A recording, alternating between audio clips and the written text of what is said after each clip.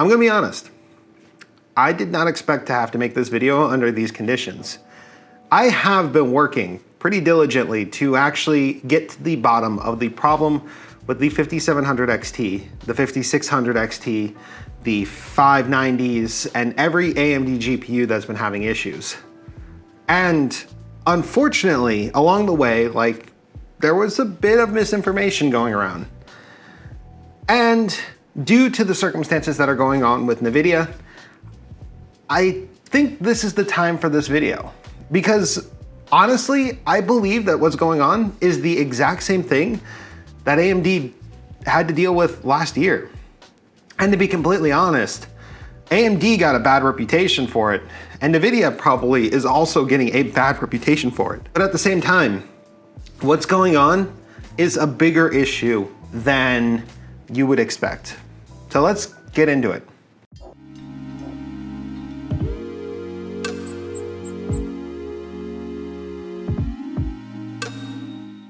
To start off, we are going to be making a pretty big accusation, and that is that OC cards, as they stand, should not be on the market. Not that makers shouldn't bin their chips and sell an OC variant. I'm saying that the current market of OC cards, where at the VBIOS level, the overclock is set, should not exist.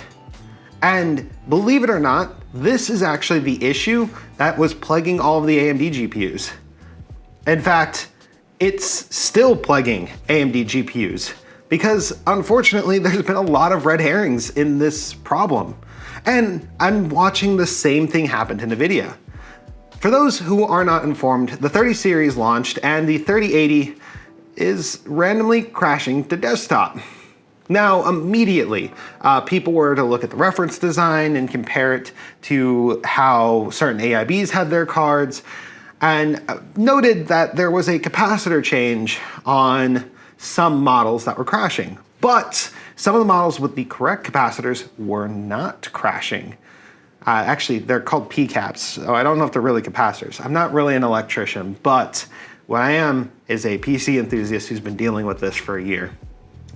So I immediately thought, when watching videos about this sounds fascinating. Let me actually check and compare my data to the AMD GPUs.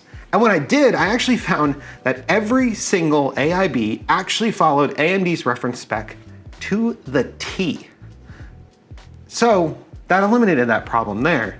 So I was like, okay, maybe they're two different issues. But then we started getting reports that GPUs that were going over 2 gigahertz were crashing. And you know what? The 5700 XTs that I was testing, the ones that were crashing, also were going over 2 gigahertz. So it actually dawned on me that there's a very good chance that these issues are related. So after doing some testing and some research, I have come to the conclusion that as it stands, we're just not doing it right. Well, we're not. I mean, we're the consumers, but AIBs are not doing it right. Because in reality, if you don't know how an OC card works, it's actually kind of fascinating.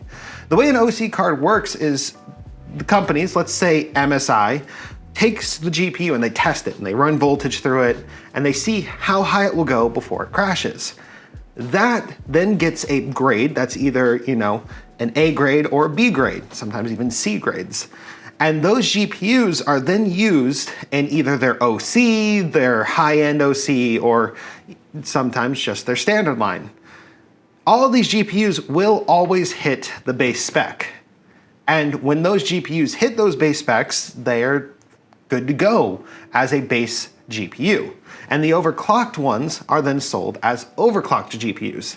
But the thing is, Nvidia and AMD do not actually tell them where the overclocks should go. This is entirely up to the AIBs.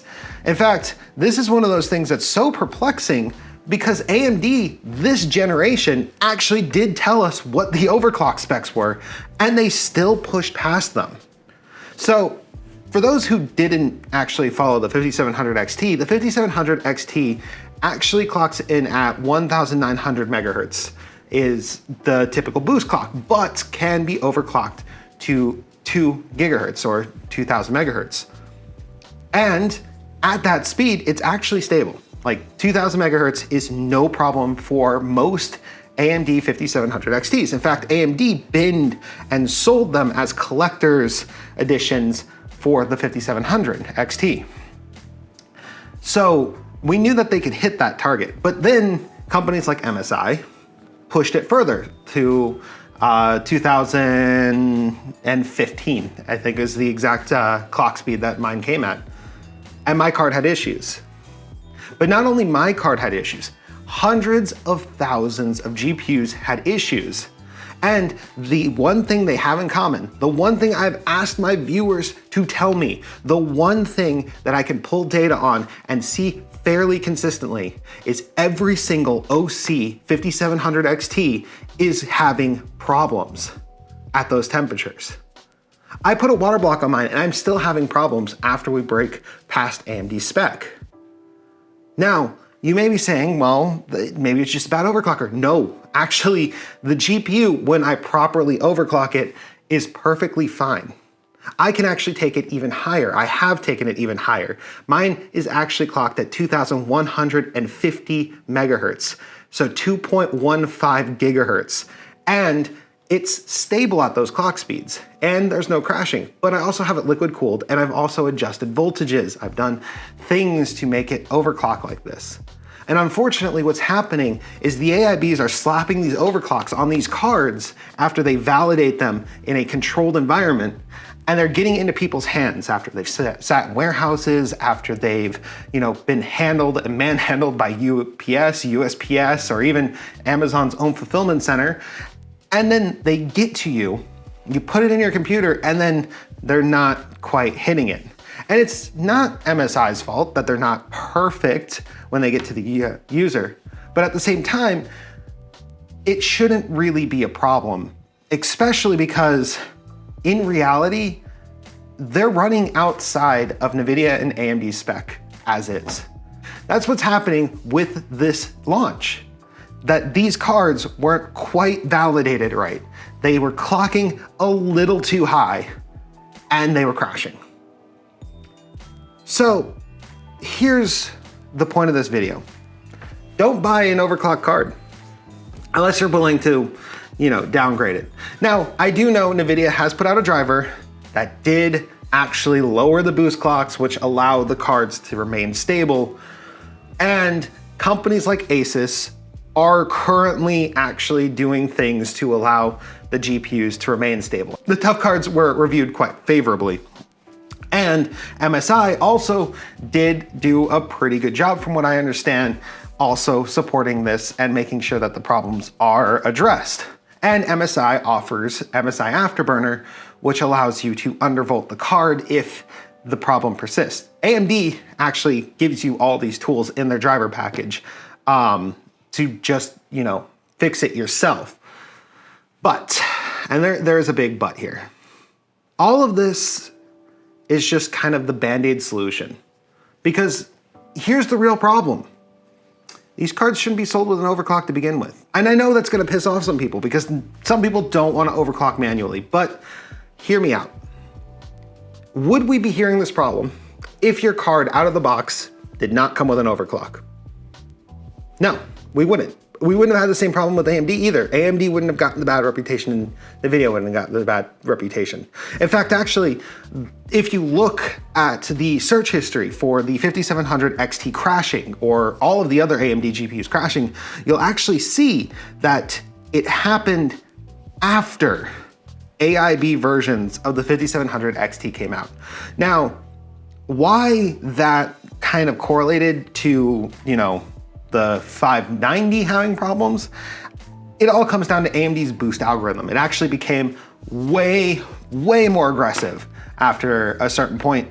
And that algorithm resulted in extreme gains on non-OC cards, but caused OC cards to crash, which is why switching it out of game mode at default will actually fix the problem because it actually turns off some of those extreme boost functions. But at the same time, this is a problem that neither of these companies should have. Like, they've given the spec. They've told the companies that make these cards what the spec is, and the companies that are making these cards are rejecting that spec. And they're saying, we'll go higher. Honestly, there is a solution to this, and it's not even that hard from the AIB perspective. They can still do their binning, they can still sell overclocked cards. They just need to make it so that the overclock is either a manual switch, so that it can easily be turned off. They need to either make it so that overclocking their cards is easier. MSI is a perfect example of a company that actually does a lot of work to make it super easy to overclock their cards. Or the most extreme, and honestly the solution that I really do think needs to happen, is overclocked cards need to be sold without an overclock. I know that sounds counterintuitive, but picture this. You buy your overclock card and you overclock it yourself. You apply the settings yourself. You do it yourself. That way your card is not, from a firmware perspective, trying to run hotter and more power hungry than it can. Because that's the thing about overclocking, is you're pushing the boundaries. You can't buy CPUs that have been overclocked. I mean, I guess you can claim that the 9 or 10900 KS? Forget exactly which Intel one, the KS one. It's technically an overclocked CPU, but Intel vetted those chips heavily to run at that spec. And while yes, MSI, Asus, Gigabyte, EVGA will all claim that they test things as thoroughly as they can, the problem is, and this is the big problem with this, their conditions are not the same conditions that are gonna be in people's houses. Their conditions are in a perfectly simulated, clean Windows environment. Now, there is something to be said about NVIDIA withholding drivers until just a couple, like after the press cards were sent out. Like, that is ridiculous. Honestly, that is the worst possible thing you can do. But at the same time, when we actually look at it, this wouldn't have been a problem if OC cards were withheld, if OC cards were actually not sent out, if actually the only cards sent out were the standard modeled cards. Because if that were the case, we wouldn't be hearing about this. And yeah, there's gonna be supply issues, we know this. And if they didn't have the OC cards, that's even more supply issues. But honestly, at this point, I don't think we should have launched like this. Like, I don't think that you or I should have to deal with the headache of dealing with a card that wants to run hotter than it's supposed to. But honestly, that's just some food for thought.